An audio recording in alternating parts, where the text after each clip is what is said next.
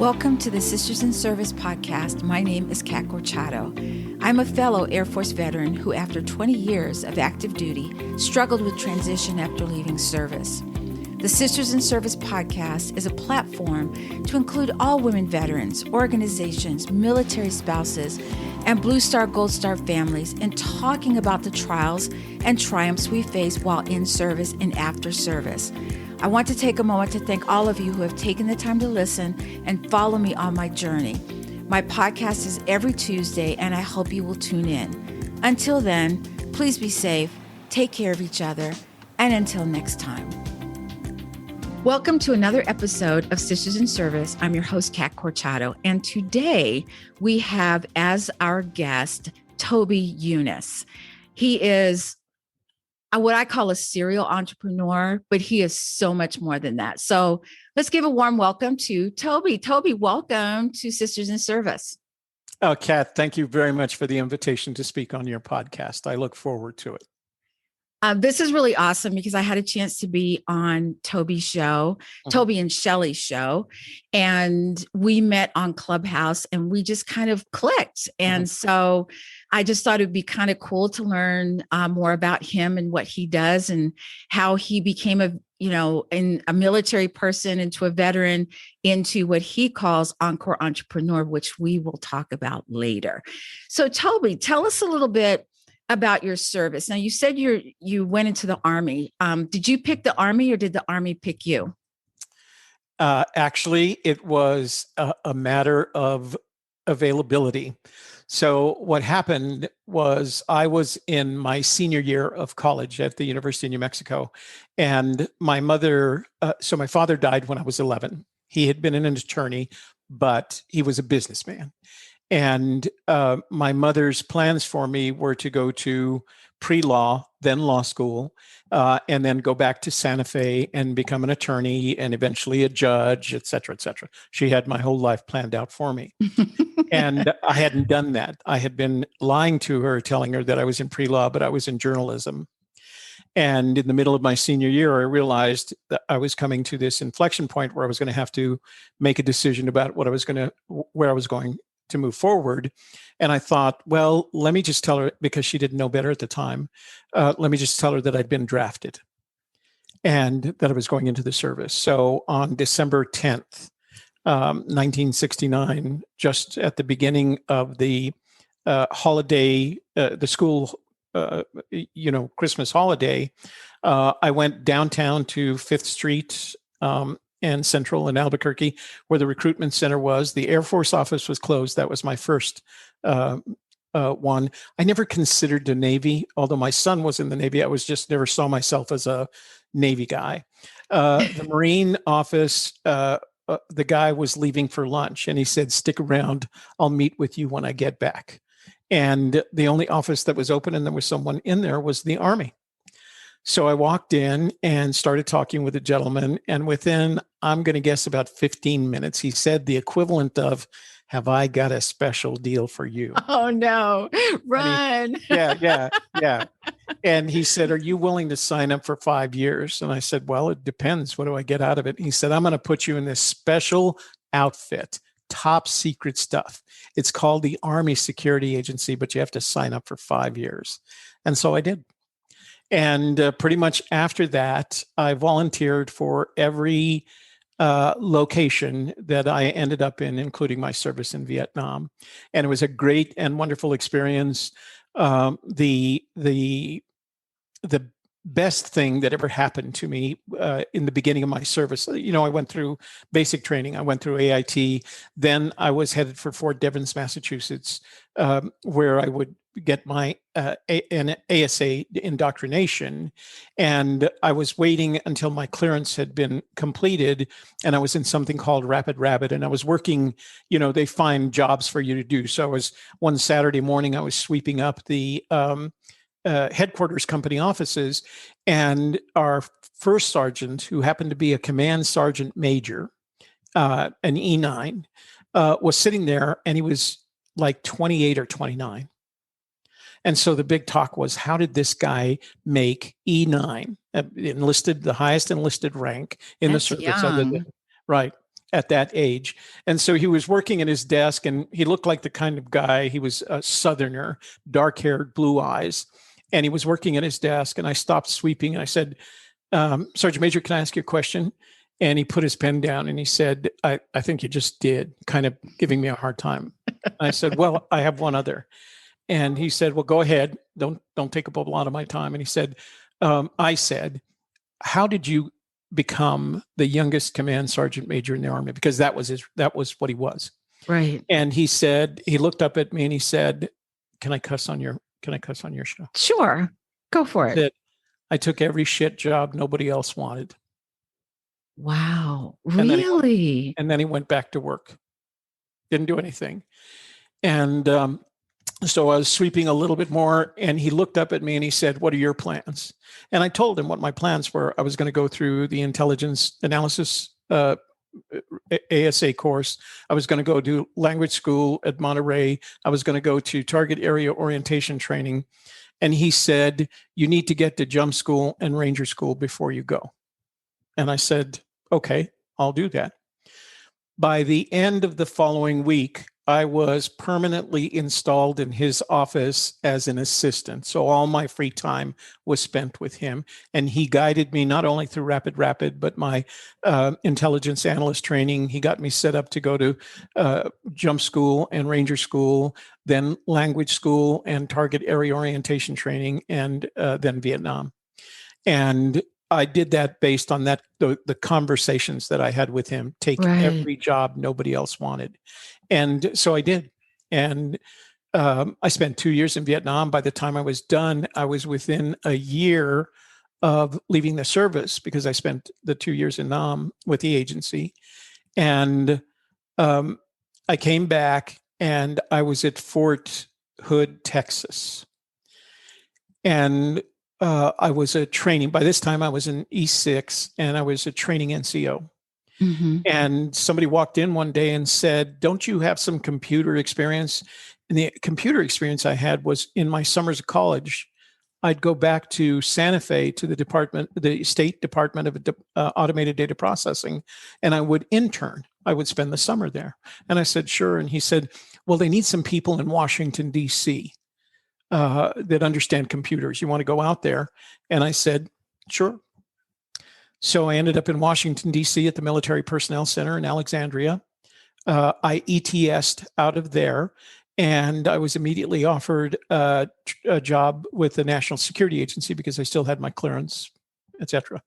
Wow. So my 5 years in the service were probably the most important 5 years of my life in terms of setting me up for the rest of my life. Because when I entered the service, one of the things that I was trying to overcome is I was still angry at my father for having died on me. You can read about it in my book. Absolutely. And I was mad at my mother for not being very good at raising children. I was angry at everything. By the time I got back, by the time I got out of the service, I was married, had 2 children, and all the anger that I had had for my father and my mother had gone away. Mm-hmm. It took me, I'm not going to call them nightmares. There were Vietnam-oriented dreams for about a year after that. But I think because I didn't focus on that time, I kind of moved on from it very quickly. So I wasn't impacted in some of the ways that some of my friends and colleagues were. Right. They had a more difficult time afterwards. But I just kind of put it behind me and went on. It sounds like you had 20 years packed into 5. And so you just did so much while you were in there. And, you said that when you got out of the military, that you were married. So your transition, was it out of the military? Was it okay? Or you didn't notice at that point that there were any issues? So one of the things that happened is I was at the Military Personnel Center and I was about to ETS. And one day, again, someone walked in and said, would you like to go to OCS? We'll provide you the opportunity to go OCS. but it's 4 years, it's another 4-year commitment, et cetera. And I thought about it. I really considered it, because if I was going to stay in the service, I would have wanted to stay in the officer corps as opposed to the enlisted ranks. Nothing against the enlisted ranks, but if you're going to be a lifer, might as well be a lifer as an officer.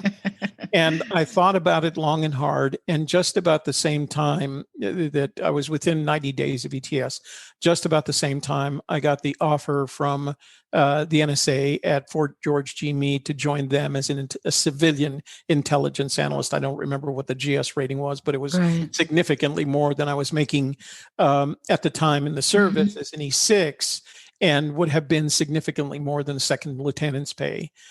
So thinking what to do for the best for what was my family, I decided to join the NSA.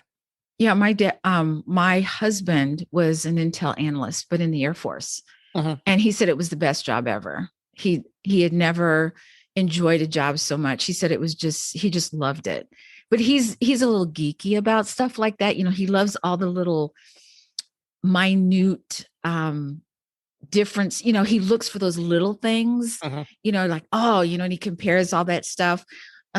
Funny story. When we were first married, and I would just dust in his, I'm just cleaning up his office, and I moved his chair just a little bit. Okay. Just a hair. And he came home and he walked out and he goes, "Were you in my office?" And I said, "Well, I was cleaning." I said, "How did you know?" He goes, "My chair was moved." And I was like, "Good grief. How did you?" So I started messing with him. I would start moving little things just because to see if he would notice. As you end up in an intelligence analyst, it's a detail-oriented job. Yes, it is. And so it's suited for certain personality types. I'm probably not as geeky as to identify, have you been in my office? But there have been times where I noticed, like, I left that door closed. So, and you have to be that kind of geeky in order to do your job well, I think. Yeah, he was good at it, but he sees those little minute things. But let's talk about Encore entrepreneur. What do you mean when you say that phrase? What does that mean to our audience? So I spent, after I left the agency in 1979, I spent 35 years as an independent contractor to agencies inside the federal government. Then in 1995, I added to my business by starting to teach federal government contractors how to do business with the intelligence community. They would hire me as a consultant to help them do that. But I worked all the way through 2010. My last assignment was in Afghanistan. And Afghanistan didn't turn out well. I was arrested. I was thrown into jail in Afghan federal prison. I was there for about 3 weeks before the consulate was able to get me out. And I thought, oh my goodness, I was 61 at the time. And I thought maybe this is a good time to retire. Yeah. Do you think? Yeah. So my plan was, I had always planned. Now my children are grown out of, through college, out of college and on their own. So I can do anything I want. My plan was to retire to Costa Rica because that was my favorite place to go. I still love Costa Rica. And so I returned to New Mexico to visit with my mother, who at the time was 91 and still angry at me for never having stayed in New Mexico. I come from a Hispanic background, and they're very tight. All the grandkids need to be close by. Right, exactly. And I didn't do any of that. So she had never quite forgiven me for that. So I thought I better tell her I'm not even retiring to New Mexico. I'm retiring to Costa Rica. And so I went to visit her. And when I told her, she literally and figuratively had a heart attack in front of me. Oh my goodness. So I rushed her to the hospital. The doctor said she probably has about 2 weeks. And I said, I'll stay and see her through this. She lived another 3 years. And I never could bring myself to leave her at this point, right? I didn't want to leave her in this kind of situation. No, that makes sense. And so I stayed another 3 years, but then I started forming roots. They asked me to teach a course in documentary making at the University of New Mexico. The public access facility here in Albuquerque asked me to re-engineer their studio and bring it back to life, and then establish a training program for producers. And so before I knew it, I was kind of involved with all kinds of things here in New Mexico. My great grandfather was one of the founders of the Spanish Colonial Art Society. They contacted me and asked me to do a documentary called The Wardrobe of la Conquistadora. Long story. I won't bore you with it. And I did that. So suddenly I'm making documentaries again, but these are documentaries that aren't hidden behind top secret covers. Right. People are seeing them and they're liking them. And so then they asked me to do a 13 episode series about the Spanish colonial art and artists. And at this point, I was still retired. I mean, I hadn't thought of myself as being employed.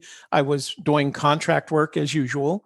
And these gigs, if you will, were popping up, and I'd say, okay. And I'd work out a price that I thought was fair for both of us, because most of these were nonprofit organizations. Mm-hmm. But before I knew it, I was in business. So I reinstated my LLC, Video Tarot, and just started building it out. And then in 2014, there was a gentleman whose name was Forrest Fenn. He just died last year, and he had hidden a treasure that was worth a couple $1 million. And he asked me, I had recorded some of his book signings, and he was having a special event that he wanted to live stream to a YouTube channel, and he didn't know how to do it. So he contacted me and asked if I would do it from a store in downtown Santa Fe. And I said, sure.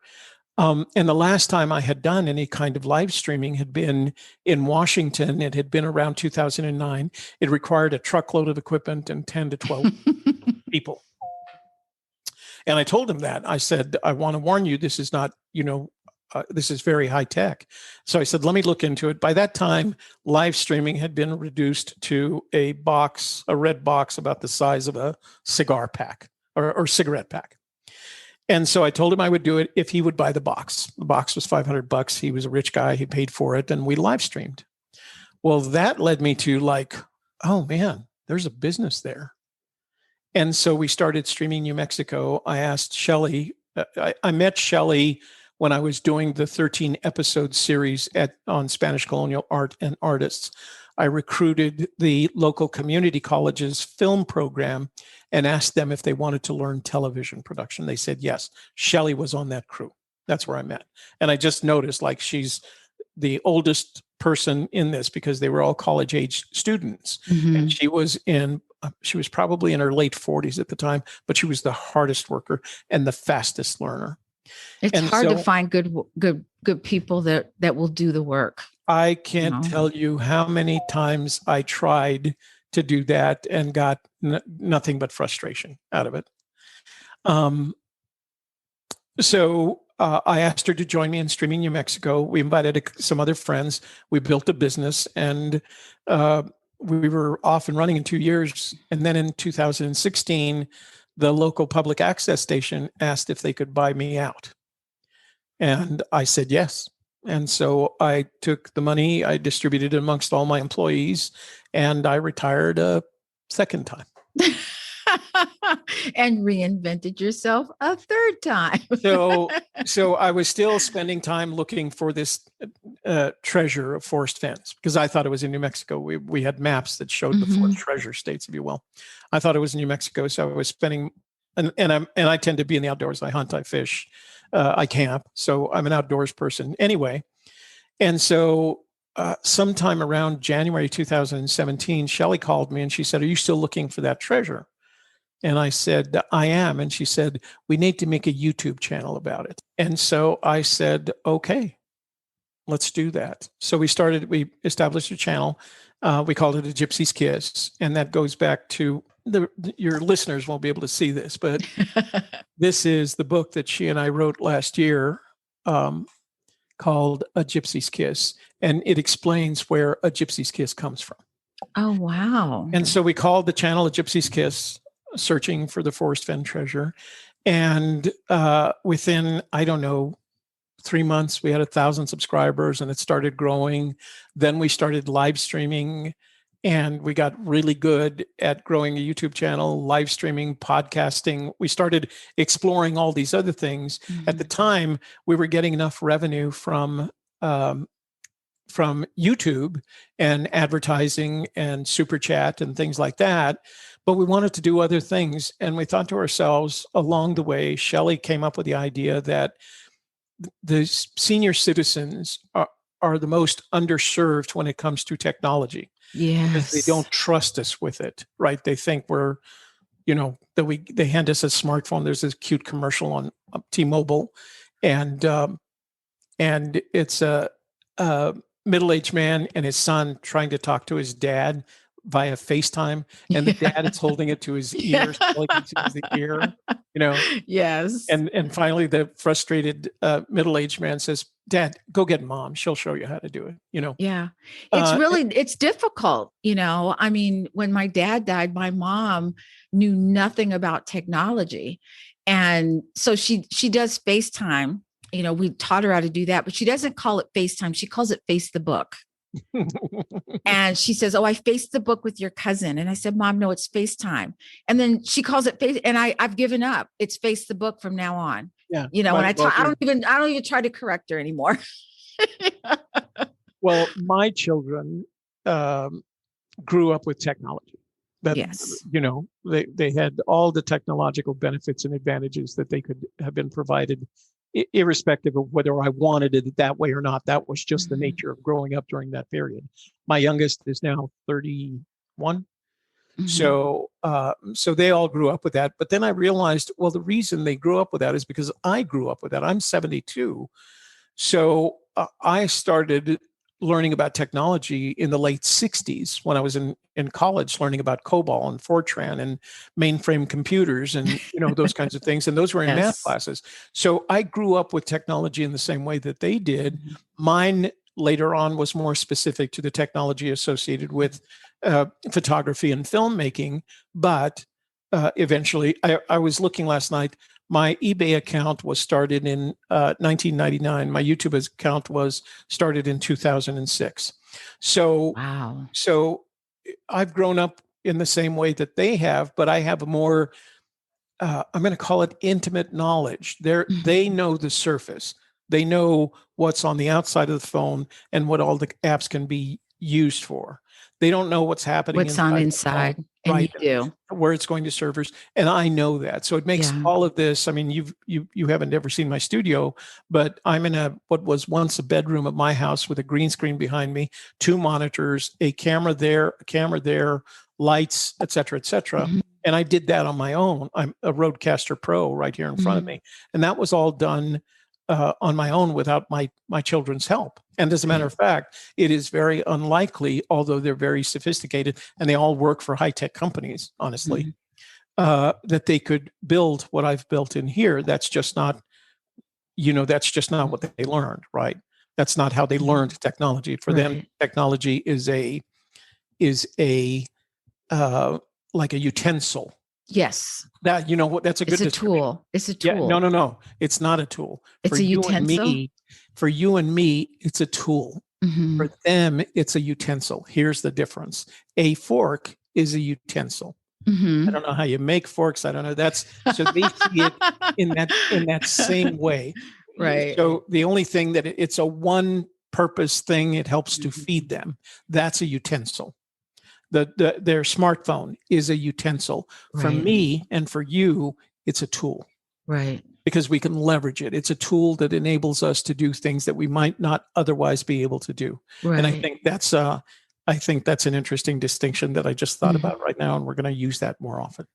Well, it sounds as though you were just put on this boat, on this river, and it just guided you right to where these doors were open, and you're like, oh, here's a port, let's get off here, okay, and you're it's like your career was it was almost like it was mapped out for you, and I mean, it's kind of cool. What kind of advice would you give to someone who is looking into getting into the content creation, i.e., a YouTube channel, getting into radio, doing a podcast, what would you tell someone who is our age?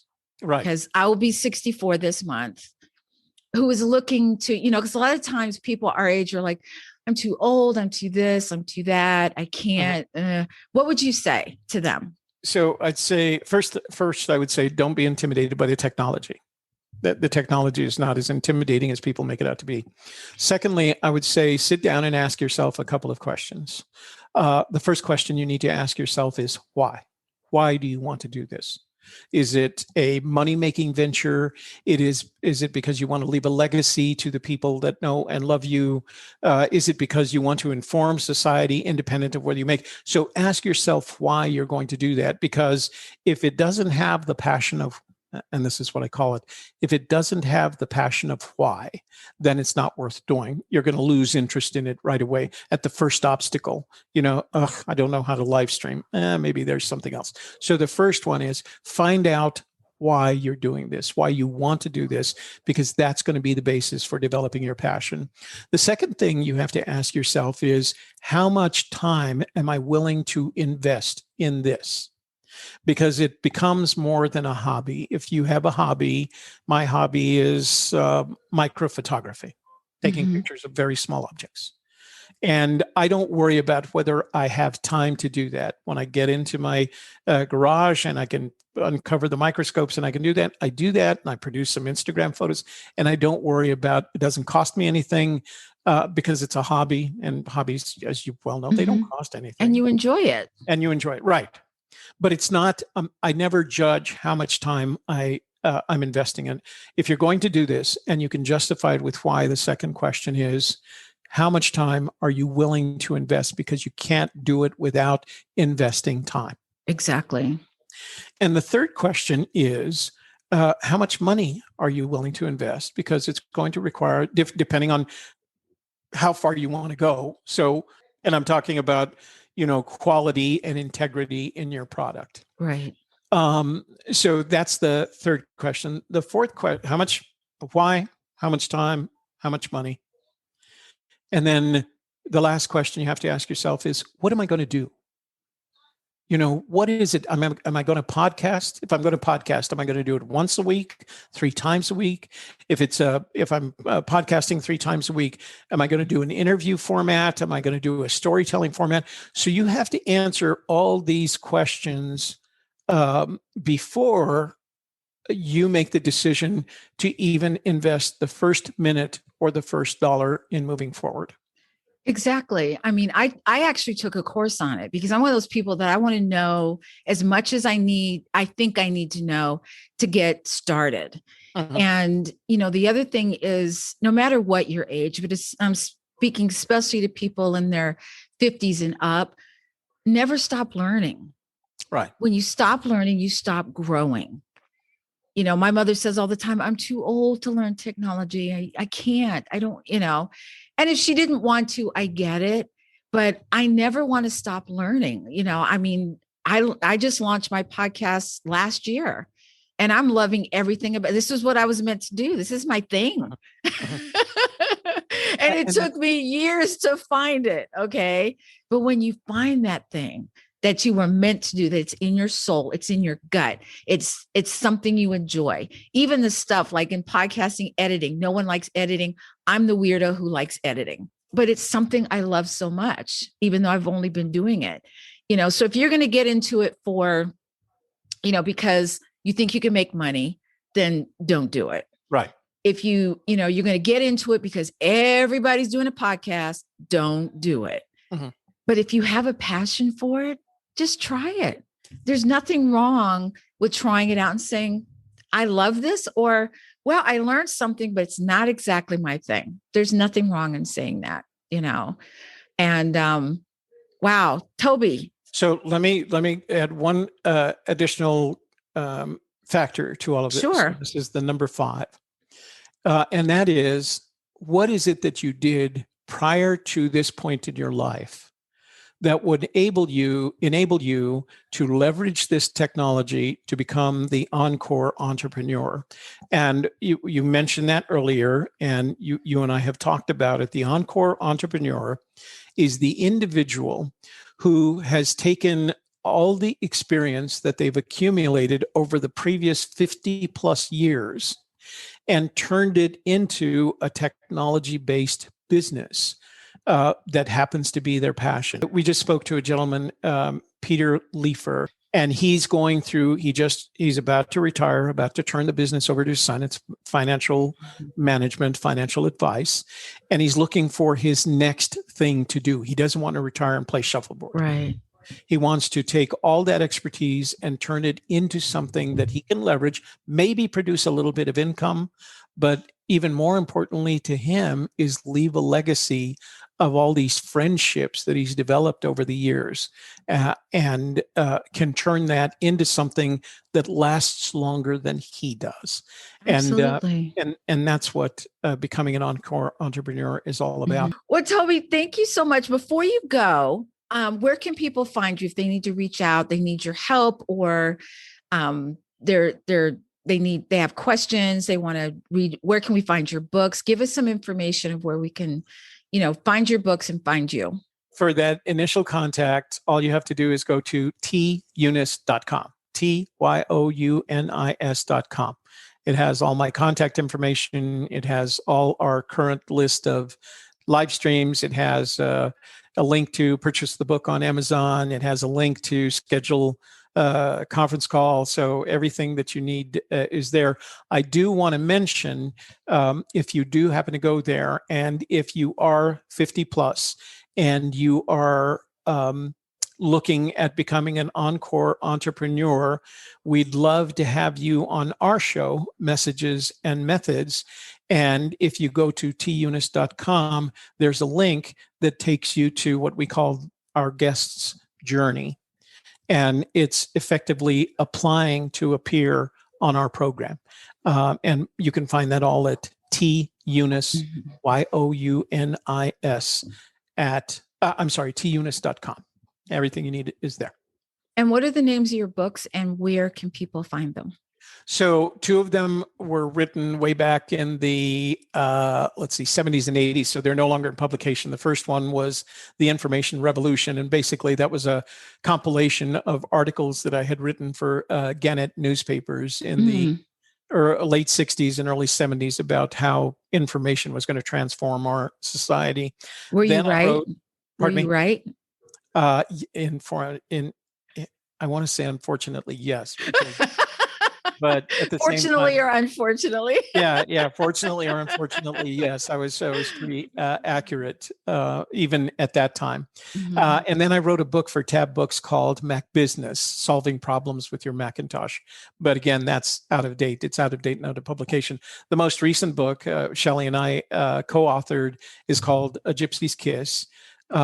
We originally intended it as a treasure hunt story, but it is based upon a trip, an adventure I took when I was 15 years old.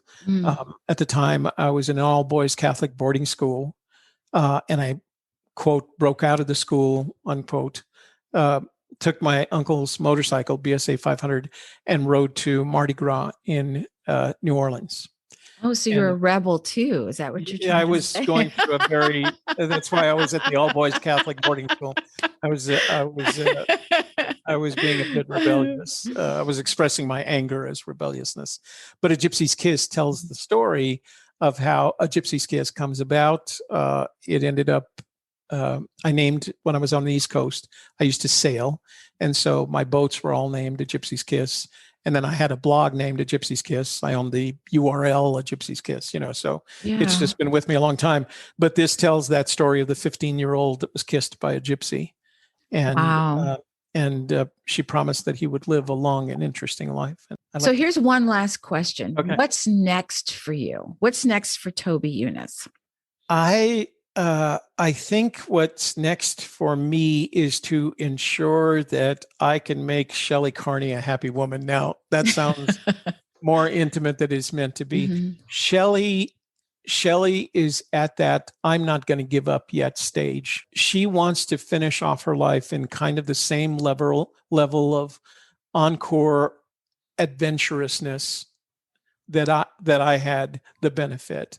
And so she comes up with these ideas that moves on. Last night we talked about it, and she came up, she had listened to some podcast, and now we have to do 100 Facebook posts in 100 days, 100 video Facebook posts in 100 days. So All right, I'll be waiting for it.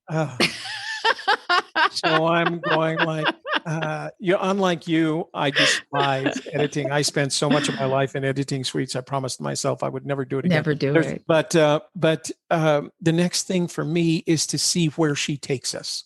Yeah. Because she trusts that I have the skills, know how to use the tools, and I have the necessary enthusiasm and willingness to work to see where she wants to take us. So I've never been in a position before in my life where I've allowed, it's different when you have children, of course. If your children want to go to college, you make sure they go to college. But this is one where she gets the ideas, looks for, kind of feels them out. We talk about them because she doesn't have the same level of business management experience that I do. So we have debate. I put up a 4x6 whiteboard in my kitchen so we could just talk these things out. So you have those ideas written down and you can just go back to them. Play them out and I listen to her and then I say, well, let's do it. May I suggest that we do it this way? But that's where I'm at right now. My next big thing is how far can she take us with her ideas and my acumen, my knowledge. Yes. And it's kind of exciting being directed in that way. I've always been kind of a self-motivated, self-directed, self-starter. It's always been just me. And now there's the influence of this person who kind of reminds me of me in my younger years. And I have all the skills and tools necessary to help her achieve that objective. So you guys, where to find Toby if you need him, if you need his expertise. And especially speaking to those people 50 plus, it's never, ever too late. So thank you so much for listening. Please be safe. Take care of each other. And until next time.